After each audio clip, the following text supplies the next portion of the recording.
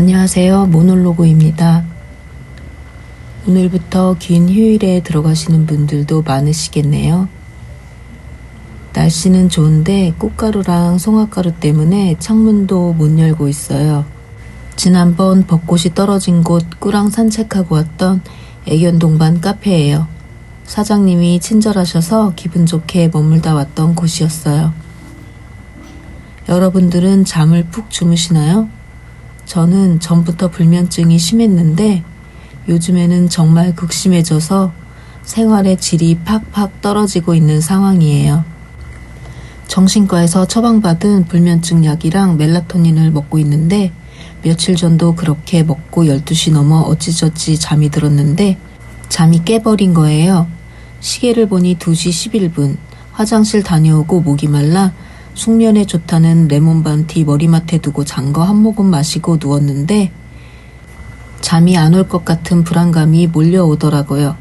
역시나 애쓰면 더 잠이 안 오는 건 누가 정해놓은 법칙인지 잠이 안 오더라고요. 그러다 보니 요즘 눈이 너무 피곤하고 모래알이 들어있는 것처럼 아파서 재민아이한테 영양제 조합을 물어봤더랬죠. 아스타잔틴, 루테인, 지아잔틴, 오메가3를 먹으라고 하더라고요. 현재 불면증이 있는 것도 얘기했고 나이도 얘기했어요. 마그네슘도 추가하라고 하더라고요.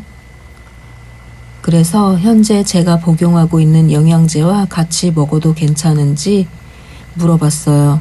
현재 저는 비타민C 관절 영양제, 콜라겐 불면증 약, 멜라토닌, 마그네슘이 들어있는 칼슘제를 먹고 있다고 말했고 눈 영양제는 내가 언급해준 것들이 모두 들어있는 올인원 제품으로 구매를 할 예정이다 라고 물어봤어요.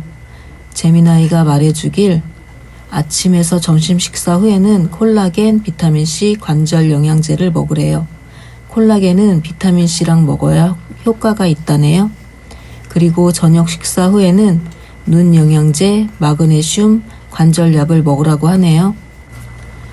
불면증 약과 멜라토닌의 효과를 잘 보기 위함이라고 합니다. 그래서 며칠 그대로 하고 있긴 한데 영양제로 배가 부를 지경이네요. 갱년기도 오고 하니 참 예전에 이해하지 못했던 어른들의 아프다는 말씀이 하루하루 실감이 나고 있어요. 낮에 트레킹도 하고 많이 움직이는데도 잠이 안 오니 너무 스트레스더라고요. 잠을 자보려고 이런저런 명상 영상, 수면에 도움이 되는 소리들을 틀어놓고 자는데도 괜스레 집중이 돼서 정신만 말똥말똥해지고 꾸 코 고는 소리, 짖는 소리, 동네 고양이들 싸우는 소리까지 신경이 예민해져서 그대로 아침을 맞이하게 되는 일이 다반사입니다. 수면 부족은 스스로에게 주는 안락사약이라고 어디서 그러던데 무섭습니다. 셋째 언니가 오이무침이랑 멸치볶음을 해다 줬는데 오이무침 때문에 칼국수를 먹었음에도 그날 저녁에 누룽지를 끓여 먹었네요. 오이무침도 멸치볶음도 맛있게 잘했더라고요. 일찍 일어난 김에 일찍 움직여야겠다 생각은 하면서도 몸은 일어나지질 않아서 누워 조용한 음악이나 듣고 있어야겠다 싶어 뒤적거리다 녹턴을 틀어놓고 누워 있었는데 차라리 그 바람에 잠이 들었으면 좋으련만 이 사람 저 사람에게 서운했던 것들이 자꾸 떠오르다가 둘째 언니한테 받은 상처가 떠오르는 거예요. 범남이랑 싸울 때나 범남이 사고 쳤을 때 저의 대나무 숲이 되어줬던 친구는 정말 제 구질구질한 얘기를 많이 들어줬고 조언도 위로도 많이 해줬거든요. 그 친구라고 발전 없는 제 얘기가 듣기 좋았을 리 없고 같이 우울해졌을 텐데 늘 한결같이 제 입장에서 속상해 해주고 걱정을 해주더라고요. 친구는 피가 섞인 것도 아닌 남이잖아요. 오히려 피가 섞인 자매 단톡방에는 제가 자주 그러진 않았어요. 자매 단톡방은 언니들이 엄마한테 이야기하지 않을까 싶어서 정말 힘들 때만 조금 하소연했었는데 저희 둘째 언니 그 당시에는 범람 흉도 봐주고 조언이랑 위로도 좀 해주더라고요. 그런데 큰언니랑 있을 때 그러더래요. 땡땡이 땡서방 흉 보는 거 지겨워 죽겠어. 쟤 집 나가고 이혼하는 거 못해. 그러면 내가 내 손에 장을 지진다 라고 말을 하더래요. 큰언니랑 자기만 있는 것도 아니고 조카랑 형부랑 다 있는 데서 그랬다고 하니 너무 슬프더라고요. 조카나 형부한테는 너무 창피했고 언니한테는 섭섭함을 넘어 모멸감의 증오심에 언니는 얼마나 잘 살고 있길래 입 바른 소리인가. 마음속에서 알 수 없는 비웃음이 자꾸만 생기더라고요.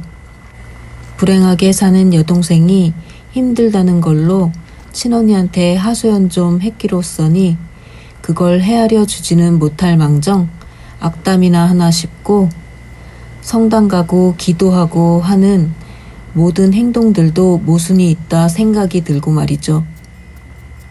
그 얘기를 큰언니가 차라리 안 했으면 모르고 잘 지나갔을 텐데 큰언니랑 이런저런 얘기를 하다가 우연치 않게 큰언니 입에서 튀어나와서 제가 알게 된 거예요. 모르는 게 약이었으면 좋았을 것을 말입니다. 원래 둘째 언니랑 많이 친했거든요. 감성적으로 제일 잘 맞았고 둘 다 딸만 있다 보니 애들이 어릴 때도 자주 왕래를 했어요. 비밀 얘기도 많이 하곤 했었는데 어쩌다 이렇게 된 건지 어떻게 풀어야 할지도 모르겠습니다. 그냥 만나면 잘 놀고 잘 웃고 그러긴 해요.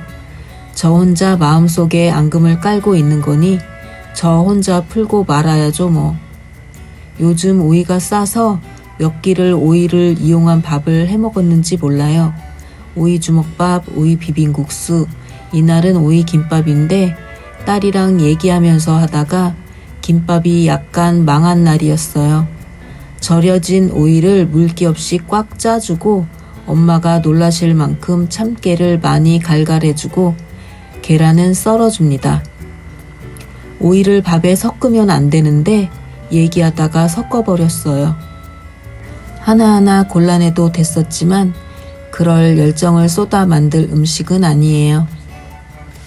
대충 맛있게 먹기 위해 김밥을 쌌어요. 밥이랑 오이랑 섞지 마세요, 여러분. 섞으려면 오이를 잘게 써세요. 그래도 간단하게 준비해서 세 줄은 건졌네요. 홍진경님 오이김밥은 더 간단하더라고요. 그것도 해 드셔보세요. 여기에 참치를 마요네즈에 버무려 넣어도 맛있을 것 같아요. 그래도 요 방법이 간단하고 깔끔했어요. 썰어봅니다.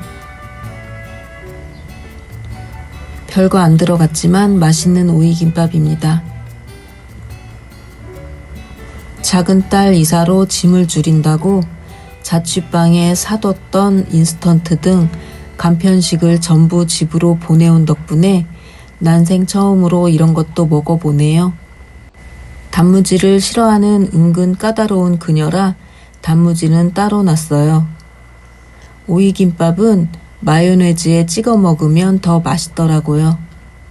인스턴트 닭곰탕은 젊은이들 간편식으로 한 번씩 먹기엔 괜찮겠어요. 다른 요리에 첨가하는 용도면 모를까 저한테는 치킨 스톡 같은 느낌이 듭니다. 꾸 데리고 큰딸이랑 트레킹 갑니다. 꾸가 힘들어할 것 같아서 더워지기 전 움직이기 위해 전철 타고 갑니다. 이제 짬바가 있어서 캐리어에 넣어서 전철이나 버스를 타면 어디 낯선 곳으로 가는 걸 알아서 얌전합니다. 저는 초록초록한 숲 찍기 바빴고 큰딸은 저한테 수다 떨기 바빴어요. 초록초록 여린 나뭇잎들이 눈의 피로를 씻어주는 느낌이에요. 이 길은 항상 예쁘더라고요. 집에 있는 거 대충 챙겨오고 커피는 편의점에서 샀어요. 꾸도 물 먹고 간식도 먹었어요. 큰딸이 새로 사준 꾸 캐리어는 확장이 돼서 벌레들이 안 달려들고 참 좋더라고요. 이날 하찮은 우리 으르렁쟁이도 좋았겠죠? 오늘 영상은 여기까지입니다. 오늘도 별거 없는 일상과 이야기 시청해 주셔서 감사합니다.